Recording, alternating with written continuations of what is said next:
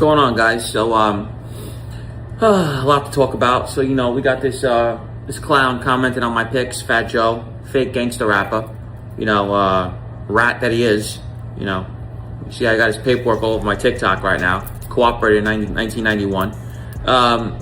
Sits there with Jadakiss, who went to a private school, not from the hood, not gangster. Just hangs out with people that, did some bad guy things and then, want to call themselves gangster rappers, I mean, we could go into all these rappers. All of them are rats, most of them.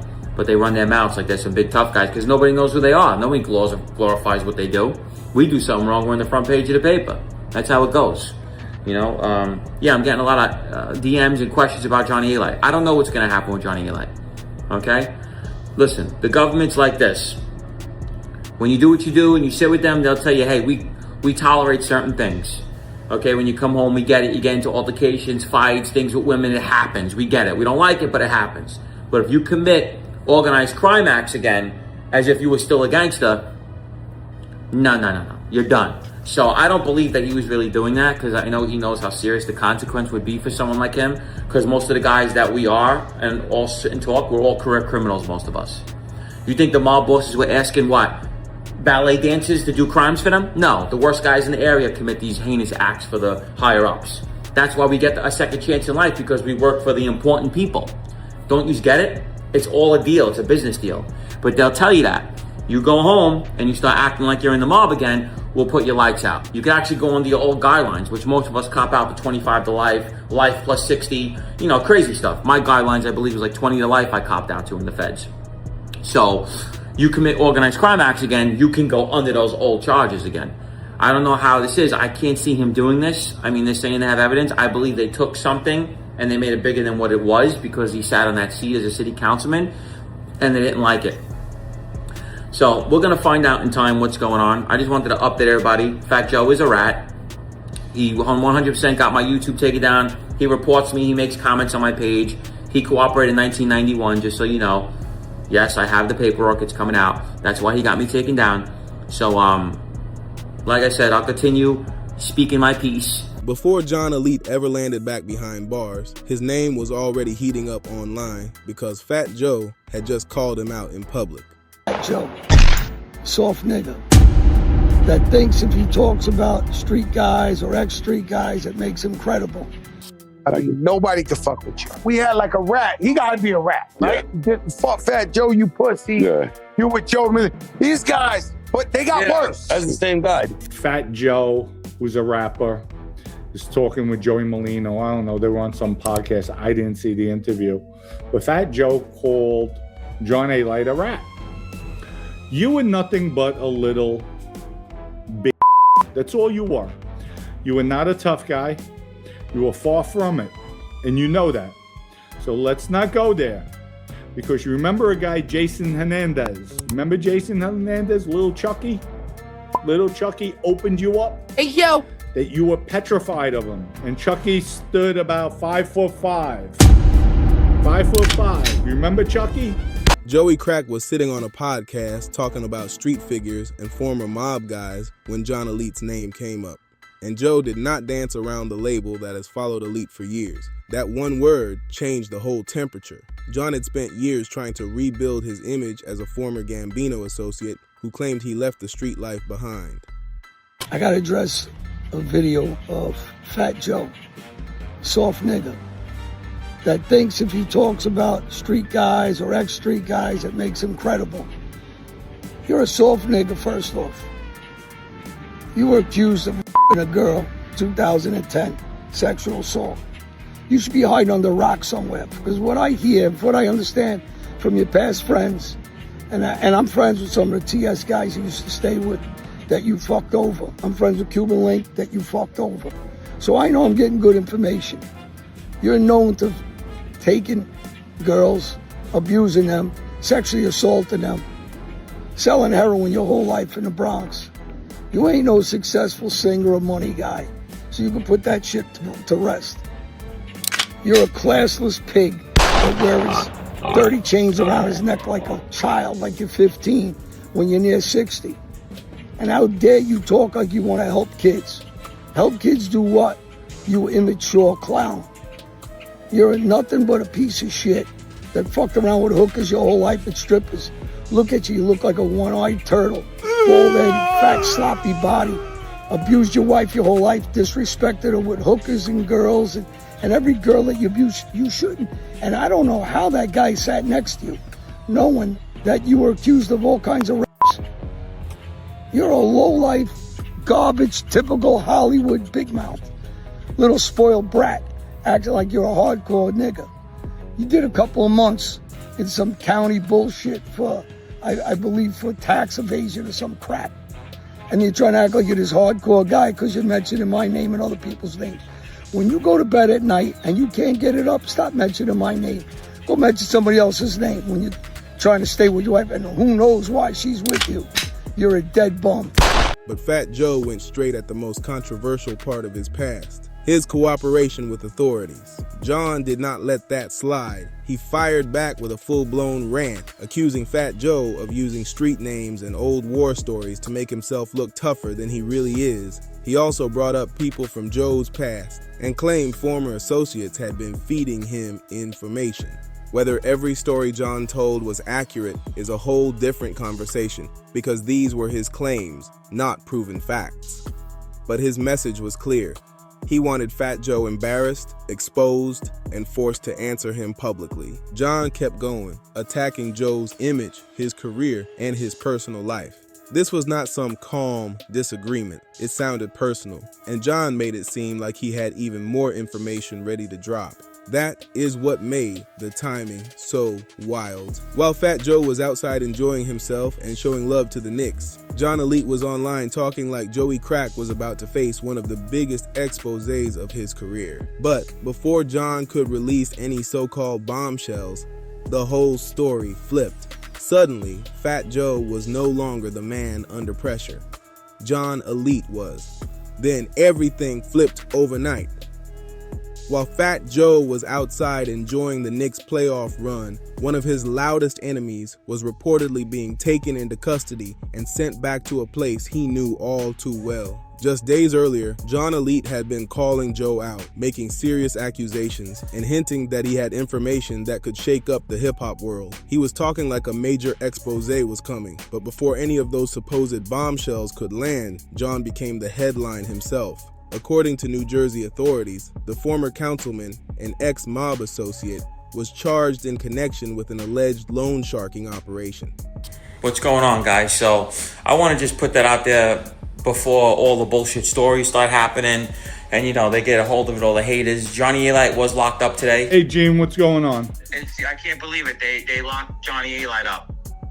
Unbelievable. Yes, they locked him up today on all fucking like gangster charges. It's crazy. Yeah?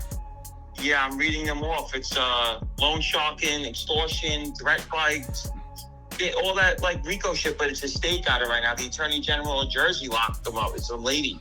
Wow. Prosecutors claimed threats of violence were used while collecting money from borrowers, turning what sounded like an old-school street case into a major legal problem.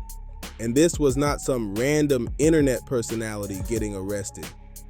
John Alite had spent years speaking openly about his past, his connection to organized crime, and the violence that once surrounded his name. He had also built a new public image around redemption, claiming that chapter of his life was behind him. That is why the arrest hit differently.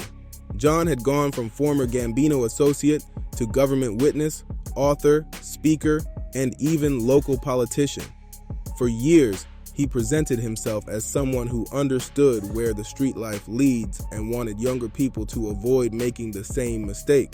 But now, prosecutors were accusing him of stepping right back into the kind of activity he claimed to have left behind.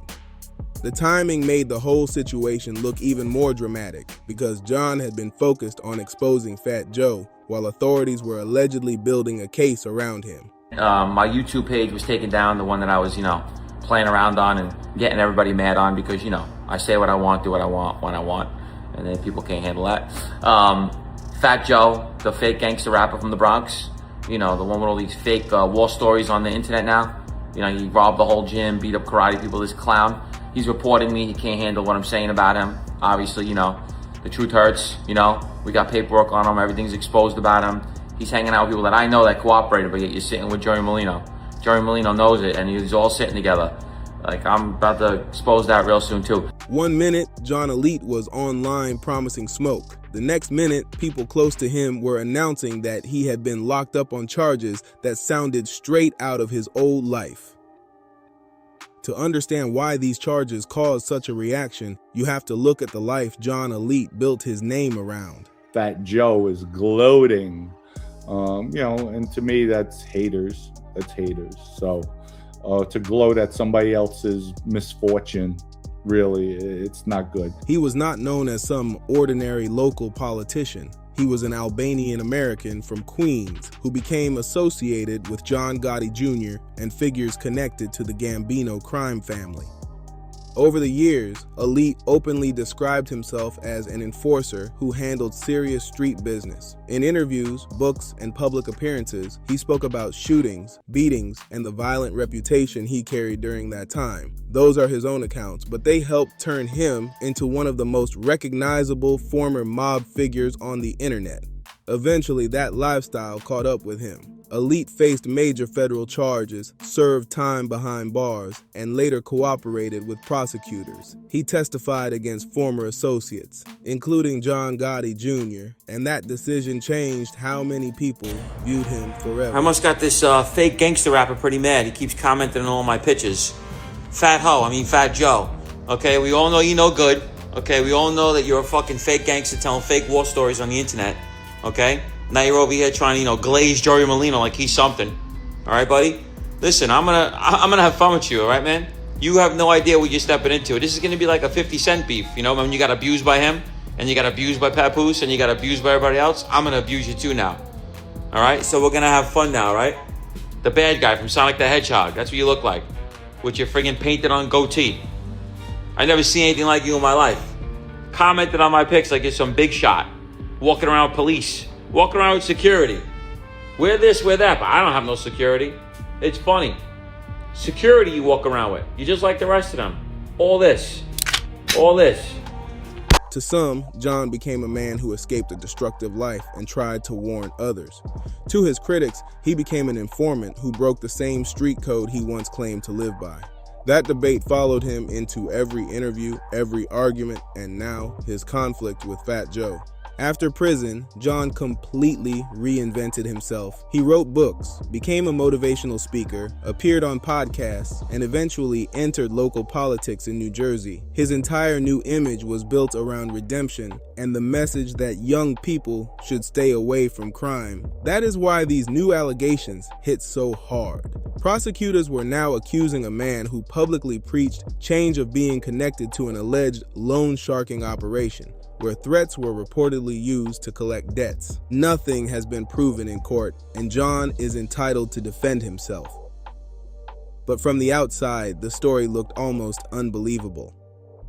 The former enforcer who became an informant, speaker, and politician was suddenly facing charges that sounded connected to the world he repeatedly claimed was behind him. As news of the arrest started spreading, people close to John Alite rushed online before the headlines could shape the story. Gene Borello was one of the first to confirm that John had been taken into custody, and even he sounded shocked by the charges being reported. The accusations included alleged loan sharking, extortion, threats, and other serious offenses being handled at the state level in New Jersey. Suddenly, the man who had spent days challenging Fat Joe was dealing with a legal situation much bigger than any internet back and forth. The timing also came with a strange twist. Shortly before his arrest, John had posted himself relaxing in the sun while listening to Tony Bennett's The Good Life, a song about enjoying freedom. Now, freedom was the one thing he no longer had. That raised the biggest question surrounding this entire story. After surviving the streets, prison, and the fallout from becoming a government witness, did John Alite ever truly leave his old world behind? Or were the new allegations proof that his past had finally circled back? Again, these are charges, not convictions, and John will have the chance to answer them in court. But the public image he had spent years building was immediately under pressure. The The motivational speeches, political position, and redemption story were now being judged against accusations that sounded connected to the same life he claimed to have escaped. Meanwhile, Fat Joe was outside enjoying the Knicks' success, while the man promising to expose him had suddenly gone silent, at least for the moment. But John still had people ready to fight his battles online. Gene Borello quickly stepped forward, accusing Fat Joe of celebrating another man's downfall and claiming Joe had been working behind the scenes to silence critics. That meant John's arrest did not end the beef. It simply opened the door for somebody else to step in, and Gene was about to take the situation in an even messier direction. With John Alite off the scene, the story should have cooled down, but it did the exact opposite. Fat Joe started leaving comments under Gene Borello's posts, and the message behind them was hard to miss. Joe appeared to suggest that Gene should be worried about John, cooperating with authorities, and possibly bringing other people into the case. Coming from the same man who had already called John an informant, those comments landed like a direct shot. Fat Joe was not just laughing at John's arrest anymore, he was pushing the idea that history might repeat itself and that John could start talking once the legal pressure got heavy. That changed the whole angle of the beef. Before the arrest, John and Gene were trying to put Fat Joe on the defensive. Now Joe was flipping the pressure back on them and making the conversation about loyalty, paperwork, and who might say what when serious charges are involved. Gene clearly saw the comments and he did not ignore them. He jumped on Instagram and accused Fat Joe of being a fake gangster who tells exaggerated street stories online. He also mocked Joe's image, security, and appearance, while promising to keep the back and forth going. Gene made it clear that John's arrest was not going to stop him from pressing Fat Joe. At that point, this was no longer just John Alite versus Joey Crack. John was dealing with the courts, Fat Joe was throwing shots from the comment section, and Gene had stepped forward as the loudest voice on John's side. And Gene was not treating this like a quick social media argument. He compared the situation to one of 50 Cent's long-running feuds and promised to keep digging into Fat Joe's past. The biggest question was whether this would stay online, because once people start throwing around informant claims, paperwork accusations, and old street stories, the situation can get messy fast. Gene's response did not stop with jokes about Fat Joe's image. He started pulling other names into the situation, and that is when the beef moved away from simple trolling and into old street politics. One of the names brought up was Pistol Pete, after Whack 100 previously claimed he had paperwork connected to a domestic dispute involving law enforcement. Those claims have been disputed, and nothing Gene said automatically proves them. But once paperwork gets mentioned in a public feud, people online start running with it fast. That is the dangerous part of this whole situation. Every side is now trying to destroy the other person's credibility by bringing up old allegations, former associates, and stories that most viewers cannot independently verify. Gene was clearly trying to show that Fat Joe had no right to call anybody an informant while standing beside people Gene believed had their own questionable history. In his eyes, Joe was playing both sides, using street credibility when it helped his image, then calling others rats when the pressure came his way. But Fat Joe's angle was much simpler. John Alite had cooperated before, and now that John was facing another serious case, Joe appeared convinced that he could do it again. That is why the phrase, "he's gonna tell," hit so hard. It was not just another joke in the comment section. It went straight at the one part of John's past that his enemies will never let him escape. Now Gene was left defending John while also trying to put Fat Joe on trial in the court of public opinion. He promised more claims, more paperwork, and more stories. But the entire battle was becoming harder to control. What started as John Alite threatening to expose Fat Joe had completely reversed.